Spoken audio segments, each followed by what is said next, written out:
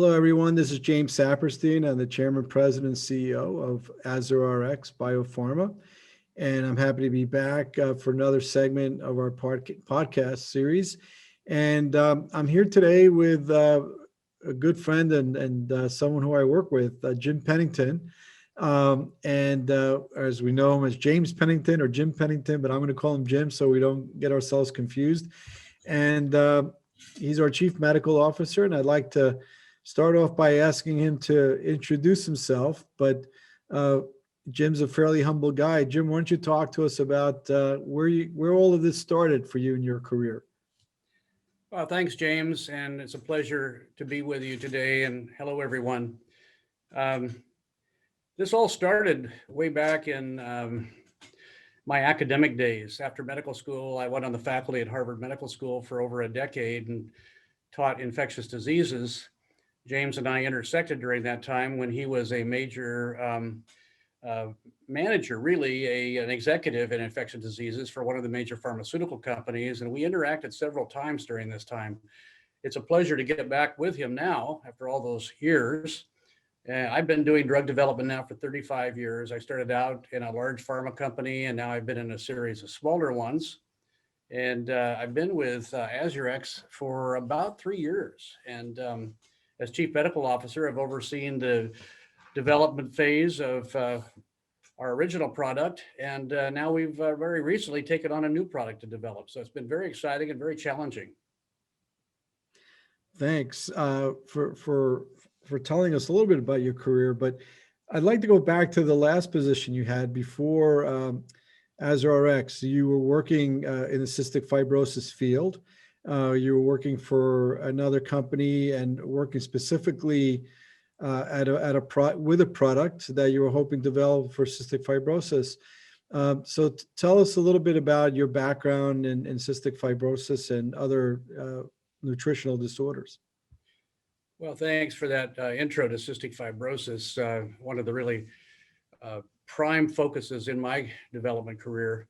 When I was in academia, my very first research grant actually came from the Cystic Fibrosis Foundation.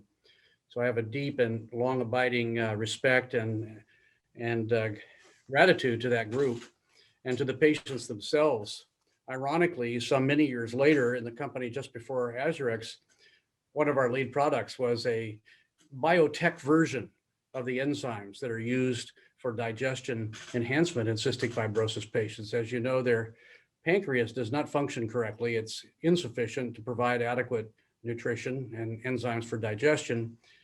There are a number of commercially available enzymes on the market, all of which are derived from the pig, taking the pig pancreas and grinding it up and putting it into capsules. One of the prime targets and hopes is, and this is shared by everyone, the patients, the mothers and fathers of the patients, and the Cystic Fibrosis Foundation as a whole, is to get away from pig products, pig pancreas products, and move into kind of a second generation concept to develop enzymes that are made by biochemical or biotech technology. And that's what I did at the prior company. And we worked at this project for quite a while. We did several studies. Unfortunately, we didn't quite get to the statistical endpoint that we needed for approval by the FDA. And subsequent to that time, I came over to AzurRx, where we have a similar biotech produced enzyme, lipase enzyme for cystic fibrosis patients. And we have been really, I think, making some great headway with that product. It's not there yet by a long shot, but it's a pleasure to get right back into the cystic fibrosis development field. So before we talk about AzurRx's products, maybe you can give our audience some background information on some of these patients. Most people think about cystic fibrosis, and they think about these kids who have to get their backs pounded, and they've got these devices they put on their chest to release some of the mucus that builds up in their lungs. But talk to me about how do these patients present normally? I mean, and why do they have nutritional problems? Yeah.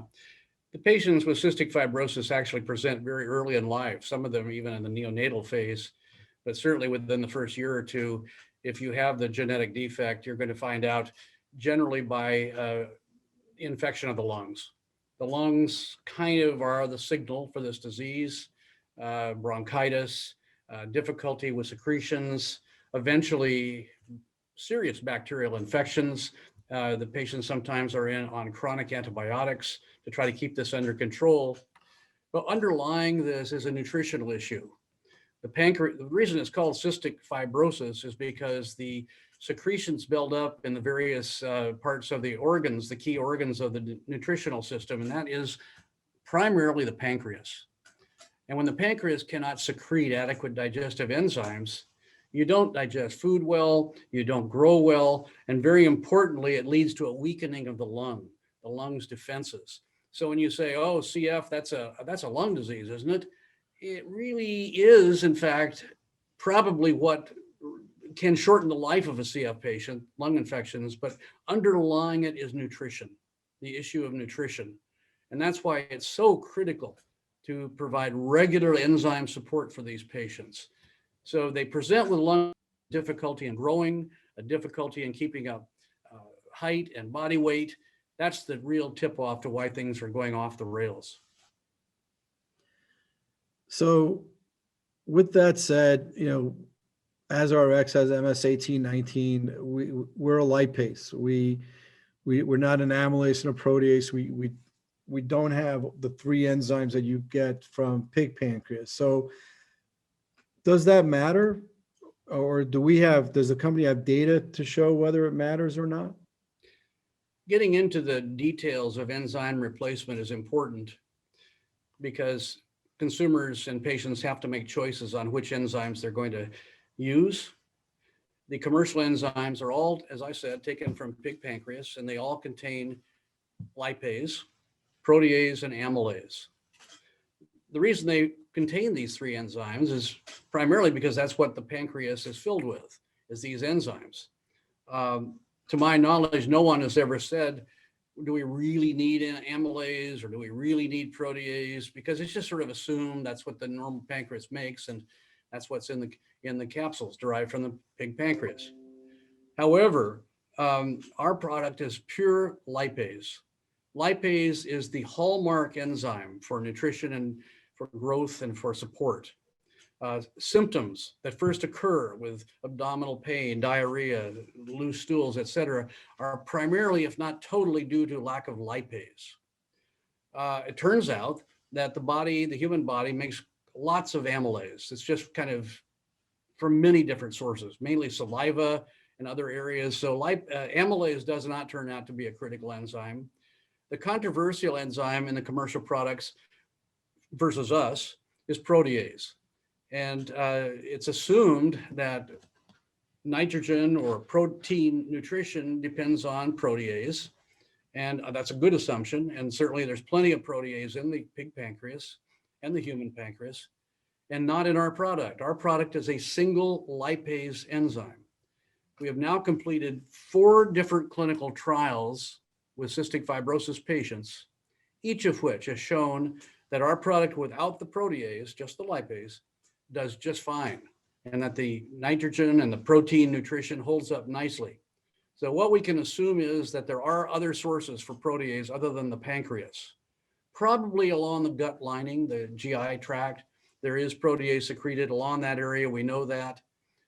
So it turns out that maybe it's a lucky break, I don't know, but it turns out that a lipase-only biotech enzyme such as ours is a very logical replacement therapy. So let's talk a little bit about the studies. AsRx has had 2 studies that read out earlier this year, at least top line data. I know the final reports aren't done, but let's talk about option 2, where we had mixed reviews on our data. Walk us through, what's your interpretation of the data? All right. First of all, phase 1 in clinical development is safety. Phase 2 is to find out if you have any a good signal that your product works, and further safety, of course, and dose finding. Those are the 3 elements of phase 2. Once you've got assurance that your drug works, and once you've got a proper dose, You can then go on to phase 3, get statistically important data, and go to the FDA for approval. We are still in phase 2. And this is an exploratory phase. It's probably the single most critical phase of clinical development, phase 2, because here's where you find out if it really works, and here's how you find out the formulation or how is it put together in the test tube, and here's how you find out your dose. And we're in that phase. Option 2, which obviously was preceded by option 1. Option 1 just looked at a single low dose as enzyme replacement and compared the outcome of nutrition to commercial products, did not reach the level of nutrition we wanted. We went on to option 2, and we used basically a protective capsule to try to protect the enzyme, our enzyme, from the acid in the stomach. And we also used higher doses. We again did not reach a consistently high level of fat nutritional absorption. We got closer. We have seen very promising results. In fact, some of the patients reached very nice high levels of fat absorption.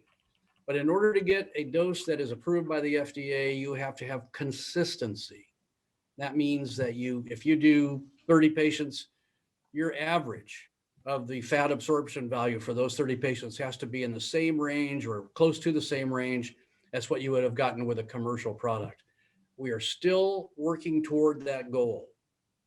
We have a great clue now, and that is we can protect our product from acid in the stomach and keep it as a powder by simply doing what are called acid-coated granules.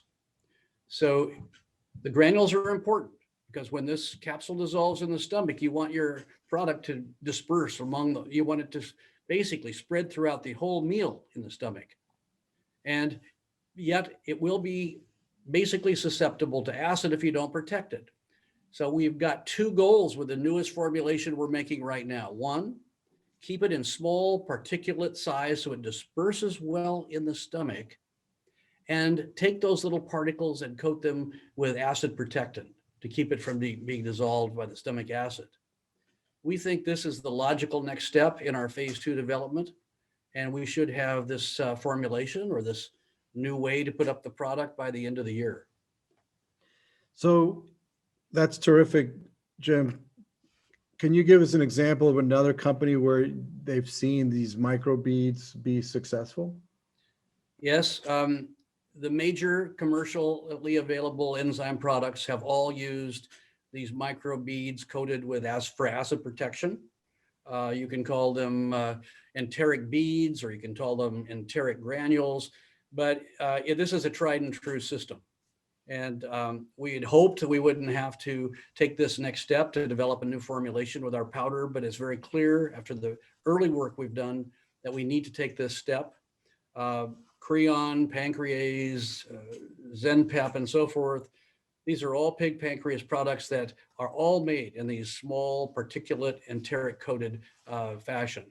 One company tried going to just a pure powder without enteric coated, and it just didn't work out for them. So we're kind of going down a proven path. So we're a little happier with the combination study data. That study started prior to my joining the company, and we used the old immediate release formulation, the powder. Part one to my question is, why were we a little happier with these results than we were with option 2?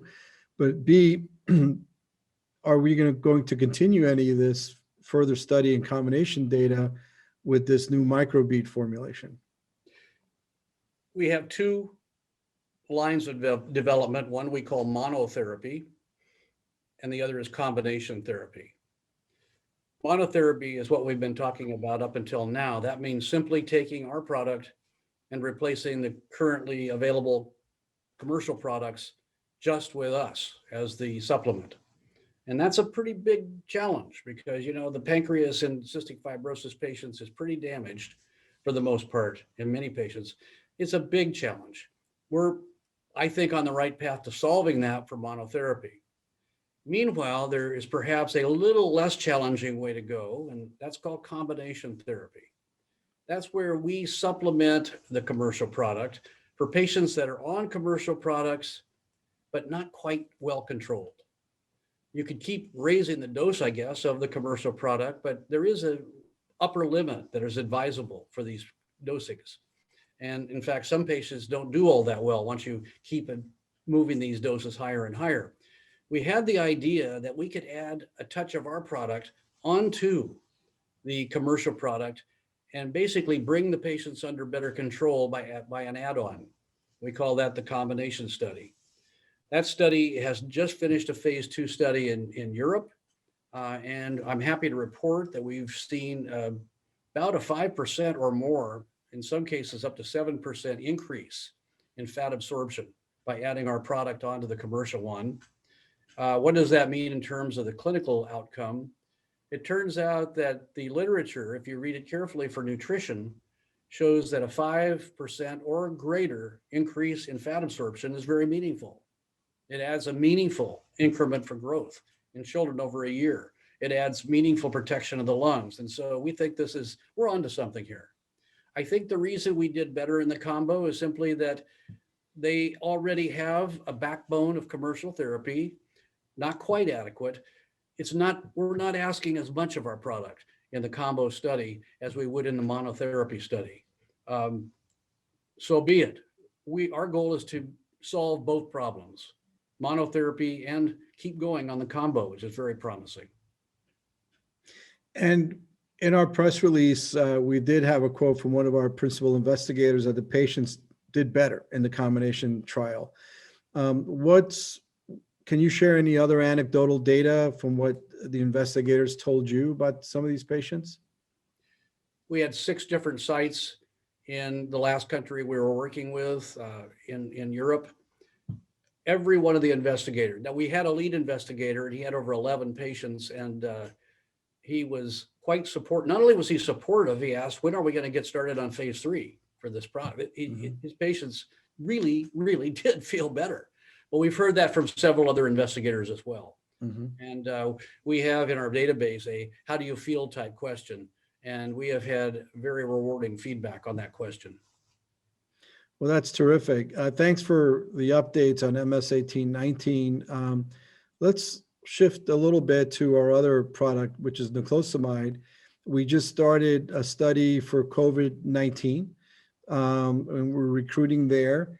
As I've told the world of our investors, we hope to have data early next year that we can talk to people about.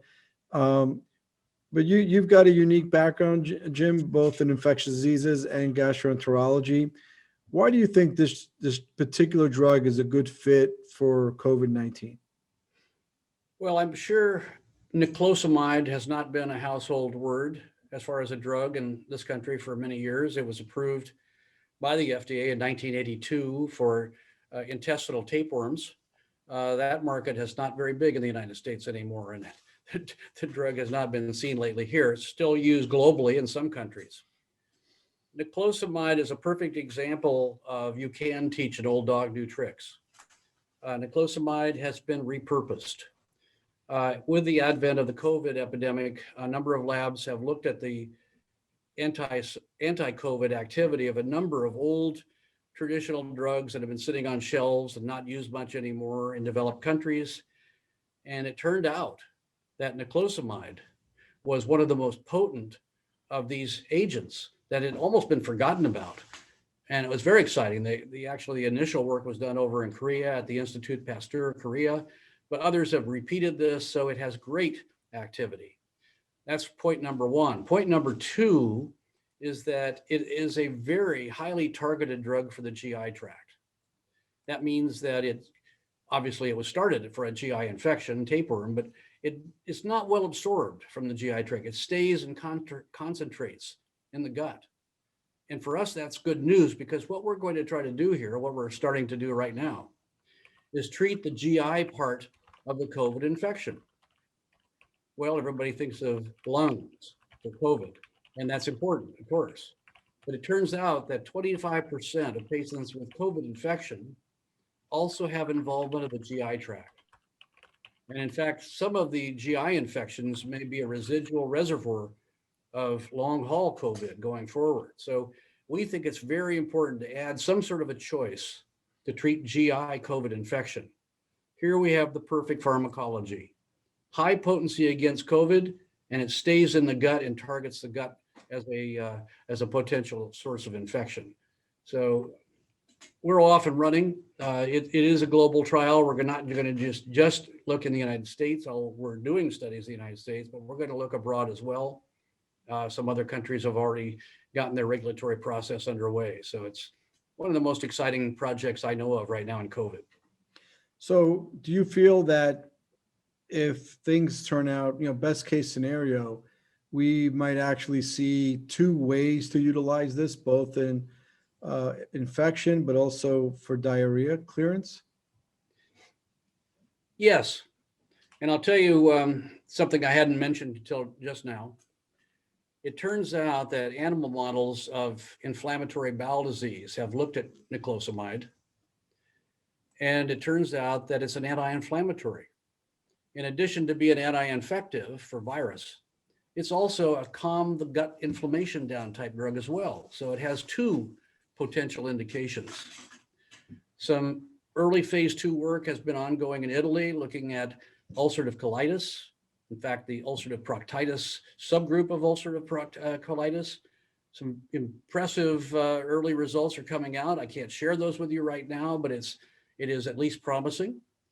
But more importantly for us as a company is that we have the chance to develop this for a serious complication of cancer therapy. The checkpoint inhibitors are fancy immunotherapeutics for certain solid tumors. And one of the limiting factors for certain of these checkpoint inhibitors is colitis, or diarrhea. And it turns out that the pathology in ulcerative colitis and the pathology in immune checkpoint colitis is almost identical. So judging from promising early results going on with colitis, ulcerative colitis, we are jumping now into immune checkpoint inhibitor colitis. And in fact, we're preparing our protocol. We're getting feedback from experts. Everyone we've discussed in this field, this possibility, has been excited about it as an innovative way to attack this toxicity issue for these important cancer agents.